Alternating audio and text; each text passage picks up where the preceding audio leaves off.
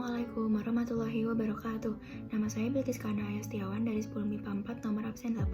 Hari ini saya ingin mengidentifikasikan tumbuhan, lebih tepatnya yaitu tumbuhan paku, lumut, dan tumbuhan tingkat tinggi atau Phanerogame. Tujuan mengidentifikasikan tumbuhan ini yaitu untuk mengetahui klarifikasi tumbuhan, ciri-ciri, habitat, dan cara tumbuhan itu berkembang biak. Yang pertama adalah tumbuhan lumut. Pada umumnya, tumbuhan lumut dapat tumbuh dengan mudah di tempat yang basah dan lembab. Tumbuhan lumut bersifat autotrof karena mempunyai sel-sel dengan plastida yang menghasilkan klorofil. Tumbuhan lumut diselubungi oleh kutikula lilin yang dapat mengurangi penguapan berlebihan dari tubuhnya, sehingga memungkinkannya untuk dapat beradaptasi di lingkungan yang tak terlalu basah. Tumbuhan lumut tergolong sebagai Cormophyta berspora, karena tumbuhan ini menghasilkan spora sebagai alat perkembangbiakannya. Ciri-ciri tumbuhan lumut yaitu batang dan daun tidak punya pembuluh angkut, floem, dan xilem. Yang kedua, air diserap oleh rizoid secara imbibisi, kemudian diedarkan ke seluruh bagian tubuh melalui proses difusi.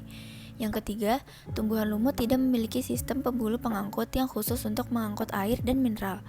Pada ujung batang ada titik tumbuh yang menyebabkan tumbuh memanjang. Yang keempat, dapat jumpai di berbagai tempat yang lembab atau basah, seperti di daratan, tanah, tembok, bebatuan yang lapuk, menempel di kulit pohon, atau air. Yang kelima, mengalami pergiliran keturunan atau metagenesis. Alat perkembangbiakan jantan berupa antheridium dan alat perkembangbiakan betina berupa archegonium. Yang keenam, umumnya berwarna hijau, berbentuk lembaran. Dalam tubuh lumut mengandung sel-sel yang berkloroplas atau klorofil untuk berfotosintesis. Yang ketujuh, tumbuhan lumut mengalami pergiliran keturunan atau metagenesis antara generasi gametofit dan sporofit. Berikut ini adalah klasifikasi lumut daun dan lumut hati. Cara tumbuhan lumut berkembang biak bisa secara aseksual dan seksual, atau vegetatif dan generatif. Pada umumnya, lumut berkembang biak secara seksual. Sel gamet berkembang dalam struktur yang disebut gametangia. Gametangia jantan disebut antheridium, yang menghasilkan sperma berflagela. Gametangia betina disebut archegonium, yang menghasilkan sel telur atau ovum.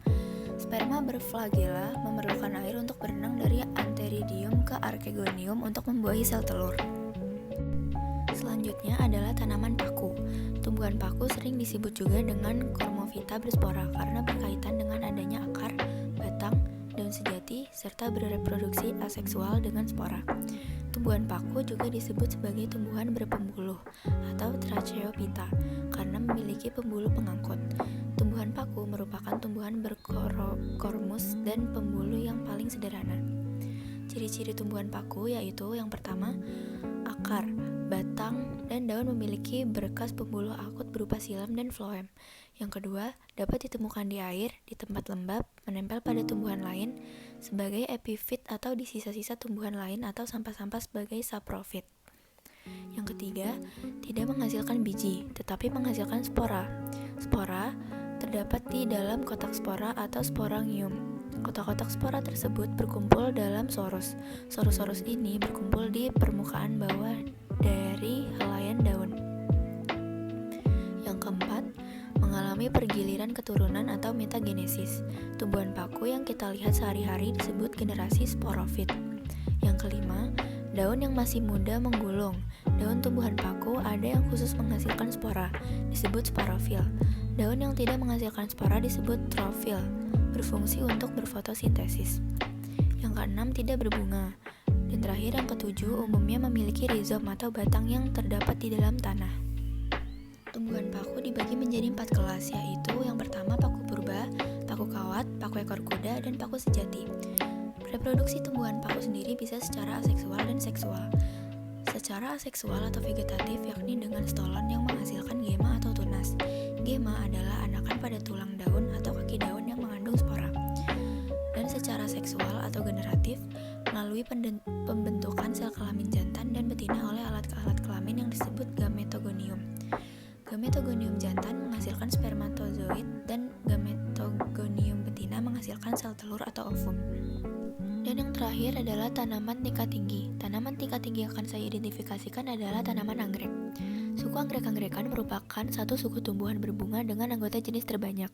Jenis-jenisnya tersebar luas dari daerah tropika basah hingga wilayah sirkumpolar. Meskipun sebagian besar anggotanya ditemukan di daerah tropika, kebanyakan anggota suku ini hidup sebagai epifit, terutama yang berasal dari daerah tropika. Anggrek di daerah beriklim sedang biasanya hidup di tanah dan membentuk umbi sebagai cara beradaptasi terhadap musim dingin. Ciri-ciri anggrek yang itu: 1. Batang anggrek berluas-luas. Anggrek yang hidup di tanah atau anggrek tanah, batangnya pendek dan cenderung menyerupai umbi. Yang kedua, daun anggrek biasanya oval, memanjang dengan tulang daun memanjang pula khas daun monokotil. Yang ketiga, bunga anggrek berbentuk khas dan menjadi penciri yang membedakan dari anggota suku lain. Bunga-bunga anggrek tersusun majemuk, muncul dari tangkai bunga yang memanjang dan muncul dari ketiak daun. Yang keempat, bunganya simetri bilateral. Yang kelima, buah anggrek berbentuk kapsul yang berwarna hijau dan jika masak mengering dan terbuka dari samping. Dan yang terakhir, akar anggrek berserabut dan tidak dalam.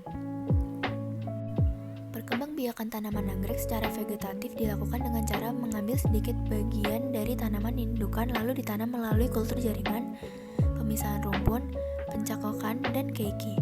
Meskipun tumbuh pada tempat yang jauh, umumnya cara berkembang biak tanaman bunga anggrek secara vegetatif ini banyak menghasilkan sifat yang sama dengan induknya. Proses perkembangbiakan generatif anggrek bisa terjadi dengan penyerbukan sendiri, penyerbukan tetangga, penyerbukan silang, maupun penyerbukan bastar.